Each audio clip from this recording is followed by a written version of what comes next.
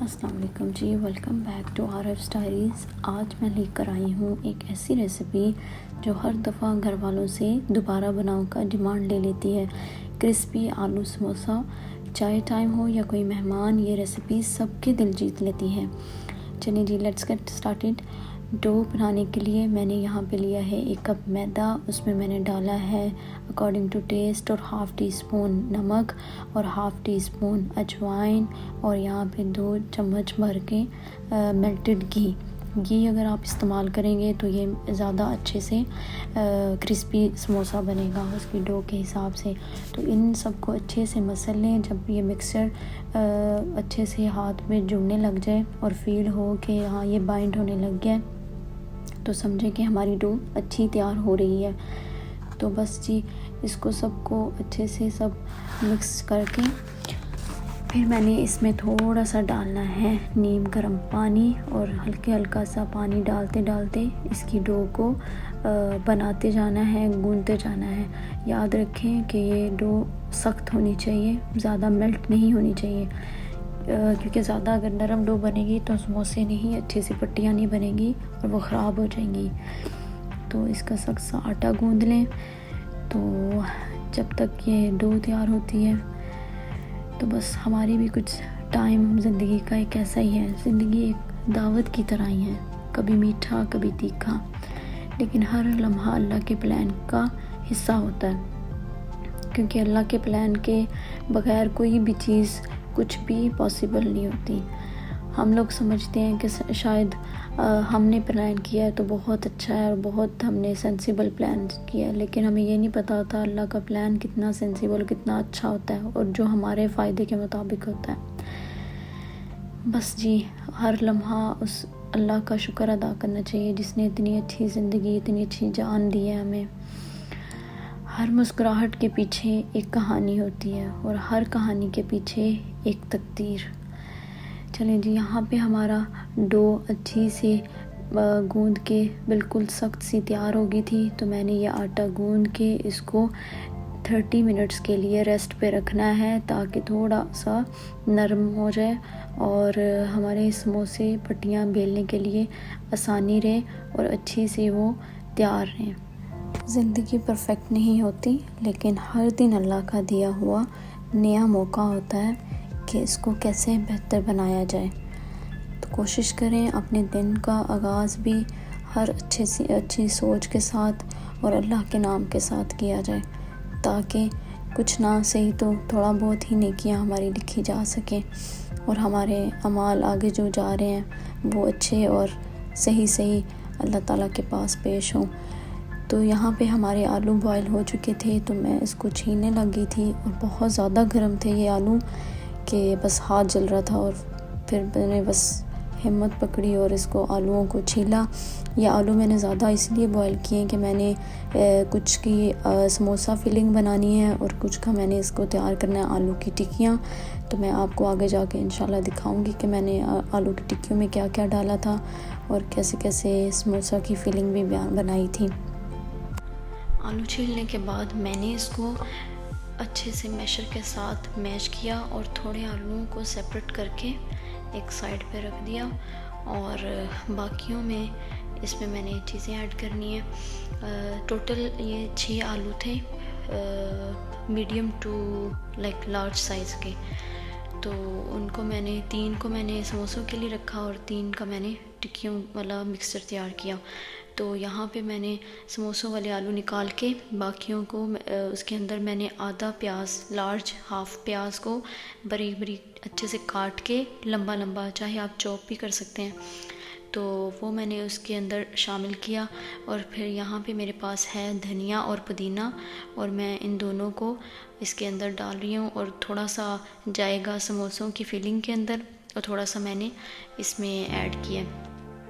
اور پھر ان کو کرنے کے بعد میں نے اس میں تھوڑا سا نمک ملایا، لال مرچ اور تھوڑی سی ہلدی اور کٹی لال مرچ، اور میں نے ڈالا تھا اس میں دھنیا، ثابت دھنیا لے کے اور زیرہ ثابت لے کے ان کو اچھے سے پیس لیا تھا، ایک سائڈ پہ کوٹ لیا تھا، لائک نہ زیادہ پاؤڈر تھا، پاؤڈر اس میں نے ایڈ نہیں کیا، تو اس کو میں نے کوٹ کے شامل کیا. اس کی خوشبو بھی اچھی آتی ہے اور ٹیسٹ بھی بہت انہینس ہوتا ہے. تو وہ میں نے کوٹ کے پھر اس کو شامل کیا. پھر کوٹی لال مرچ ڈالی، تھوڑا سا 1 پنچ میں نے گرم مسالہ کا ایڈ کیا تھا، اور یہ ہے چاٹ مسالہ لاسٹ پہ جو میں نے ایڈ کیا. تھوڑا سا چاٹ مسالہ ڈال کے اس مکسچر کو اچھے سے سارا مکس کر کے پھر اس کو میں نے رکھ دیا تھا ایک سائڈ پہ، تاکہ یہ ساری چیزیں ایک یکجا ہو جائیں اور تھوڑا سا اور ٹھنڈا ہو جائے. تو دوسری سائڈ پہ میں نے ایک چولہے پہ پین چڑھایا، اور اس پین میں 2 چمچ کے قریب میں نے آئل ڈالا، اور اس آئل میں نے 1 چمچ زیرہ، تھوڑی سی لال مرچ، اپنے ٹیسٹ کے حساب سے جتنی آپ نے یہ سموسوں کی فلنگ تیار ہو رہی ہے اس فلنگ میں آپ چاہ رہے ہیں کہ ڈالنا. اس میں نے پھر ہلدی تھوڑی سی ڈالی، اور آدھا چمچ کے قریب، ٹی اسپون کے قریب میں نے کٹی لال مرچ ڈالی، اور آلوؤں کو شامل کر دیا. اور آلوؤں کو ایڈ کرنے کے بعد اس کو مکس کر کے اچھے سے، پھر ساتھ ہی میں نے پیاز اور ایک میرے پاس گرین چلی تھی، یہ بہت تکھی والی چلی ہے تو اس لیے میں نے ایک ہی اس میں ایڈ کی ہے. تو یہ گرین چلی ڈال کے میں نے ان سب چیزوں کو اچھے سے مکس کر کے پکا لیا جب تک پیاز سافٹ نہیں ہو گیا اور آلوؤں کا مکسچر اچھے سے نہیں ہو گیا ریڈی. تو ان سب چیزوں کو آپ نے اچھے سے ملا کے تیار کر لینا ہے جب تک کہ یہ پورا ایک ساتھ مکس اپ نہیں ہو جاتا. اسی طرح رشتے بھی محبت کے ساتھ ساتھ سمجھنے سے نبھائے جاتے ہیں. کبھی کبھی خاموشی بھی وہ کہہ جاتی ہے جو لفظ نہیں کہہ پاتے. جیسے یہ سارے مسالے مکس ہو کے ایک دم آلوؤں کا انہوں نے ٹیسٹ بھی اور سب اس کی شکل و صورت سب چینج کر دیا. اسی طرح رشتے بھی، کچھ لوگ ایسے ہوتے ہیں آپ کی زندگی میں جو اتنا سکون اطمینان دیتے ہیں کہ انسان کی پوری لک، اس کا پورا اسٹیٹس تک چینج کر دیتے ہیں. اور کچھ رشتے ایسے آپ کے ساتھ جڑ جاتے ہیں کہ آپ کا بنا بنایا اسٹیٹس، آپ کے لک، آپ کا ہر ایک چیز، آپ کی ایون ذہنی حالت کو بھی بگاڑ کے رکھ دیتے ہیں. خیر میں نے آلوؤں میں جو لاسٹ میں میرا دھنیا اور زیرہ کوٹا ہوا تھا وہ میں نے ایڈ کیا. نمک میں نے سب سے لاسٹ میں ملایا، اور ان سب چیزوں کو اچھی طرح مکس کر کے تو پھر میں نے بھوننے کے بعد چولہے کو بند کر دیا. چولہا بند کرنے کے بعد میں نے اس میں اپنا ڈالا دھنیا اور پودینہ. اور یاد رہے کہ اس کو پکانا نہیں ہے، فلیم کو بند کر کے تو ان سب کو مکس کرنا ہے، دھنیا اور پودینے کو اچھے سے. پھر یہاں میں تھوڑی سی لی تھی کسوری میتھی، اس کو اپنی ہتھیلی پہ اچھے سے مسل کے تو اس کو میں نے ایڈ کر دینا. چلیں جی اب باری آتی ہے ڈو بنانے کی.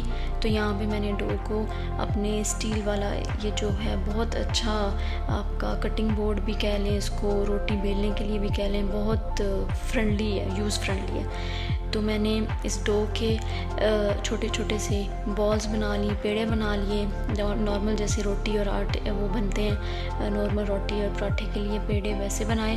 اور میں نے ساری چیزیں اپنے ٹیبل پہ سجا لی تھی تاکہ کوئی بار بار مشکل نہ ہو.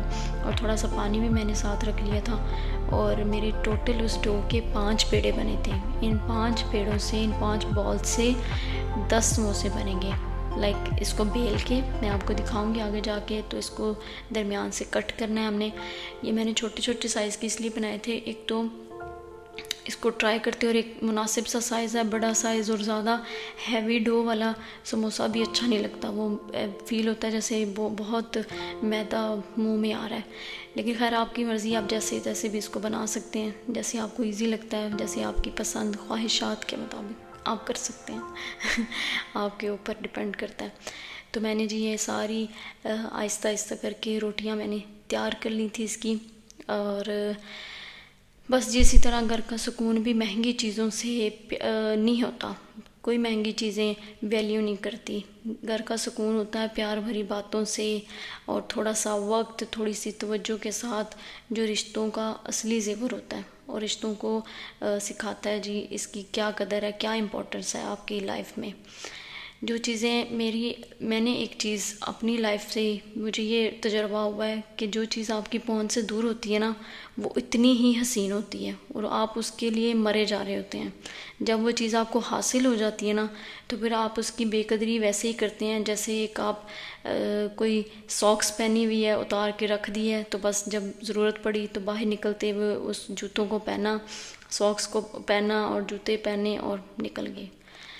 اور باقی کچھ لوگوں کے ساتھ بھی ٹائم ایسے ہی ہوتا ہے.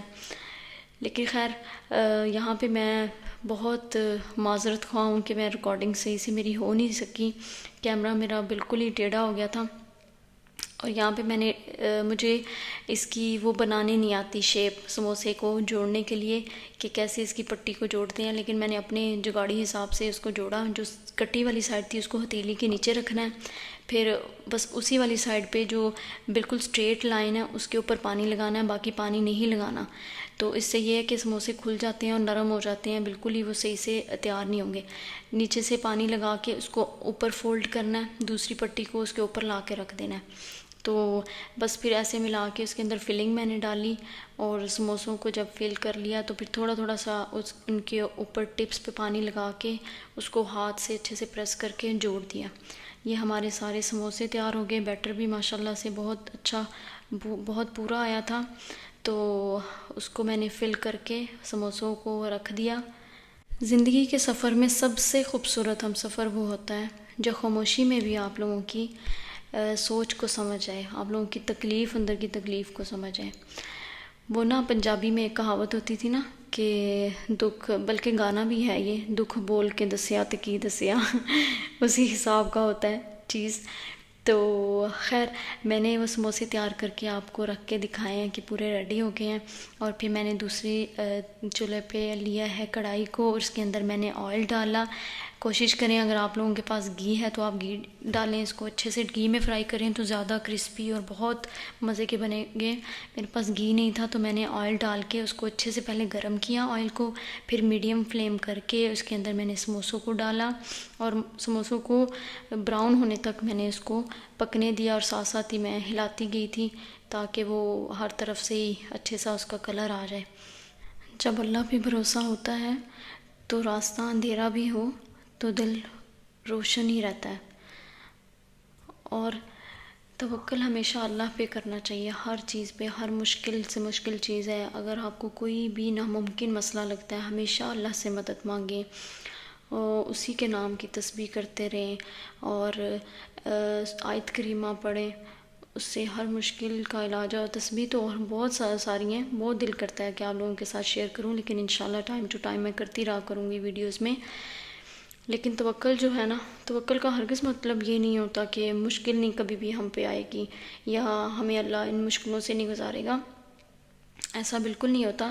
توکل کا مطلب یہ ہوتا ہے کہ جب بھی آپ پہ مشکل آئے گی لیکن آپ کے دل میں یہ یقین ضرور ہوتا ہے کہ ہاں اللہ میرے ساتھ ہے, وہ میں تنہا نہیں ہوں اور وہ مجھے کبھی بھی تنہا نہیں چھوڑے گا. جب کبھی حالات آپ کے ایسے مخالف چلنے لگے نا تو سب چیزیں چھوڑ کے بنا اپنے آپ کو کوسنے کے, اپنے آپ کو سٹریس میں لینے کے, اللہ تعالیٰ کو مضبوطی سے تھام لیں, قرآن کو مضبوطی سے تھامیں, اللہ کا ذکر اتنا بڑھا دیں کہ آپ لوگوں کو فیل ہی نہ ہو. کیونکہ لوگ دنیاوی جو رشتے ہیں لوگ ہیں وہ ایک ٹائم پہ آ کے آپ کو چھوڑ دیتے ہیں, آپ کی ساری کی کرائی ہر ایک چیز پہ پانی پھیرتے ہیں, لیکن اللہ آپ کو کبھی نہیں چھوڑتا. ہمارے سموسے بہت اچھے سے تیار ہو گئے تھے اور ان کا اتنا خوبصورت کلر آیا. چلیں جی, اگر آپ کو بہت اچھی لگی ہو ریسیپی تو ضرور ٹرائی کریے گا اور مجھے بتائیے گا. اور ہمارا یہاں پہ رہ گیا تھا ٹکیاں بنانا, تو مجھے یاد تھا کہ میں آپ لوگوں کے ساتھ شیئر کروں گی کیسے میں نے بنائی. تو اس کو میں نے بڑی بڑی سی آلو کی ٹکیاں بنا لی تھی, چھوٹی چھوٹی باریک والی نہیں بنائی. تو ان سب ٹکیوں کو میں نے اچھے سے بنا کے اس کو فریج میں رکھ لیا تھا. ٹائم ٹو ٹائم اس کو آپ نکال کے آپ فریز بھی کر سکتے ہیں, لیکن خیال ہے کہ اس میں پیاز ہے تو شاید پانی اور برف کی وجہ سے خراب نہ ہو جائے. کوشش کریں کہ جب بنانی ہو تو فریش ہی بنائیں اور اتنی ہی استعمال کریں. تو اچھے سے ہماری ٹکیاں بھی ریڈی ہو گئی تھیں اور ہمارے سموسے بھی تیار تھے اور اب ریڈی ٹو ایٹ تھا, اور چائے کے ساتھ آپ گرما گرم پیش کریں. یہ ریسیپی آپ کو پسند آئی ہے تو لائک اینڈ کامنٹ ضرور کریں اور سبسکرائب ٹو مائی چینل. تب تک کے لیے بائے بائے, اللہ حافظ.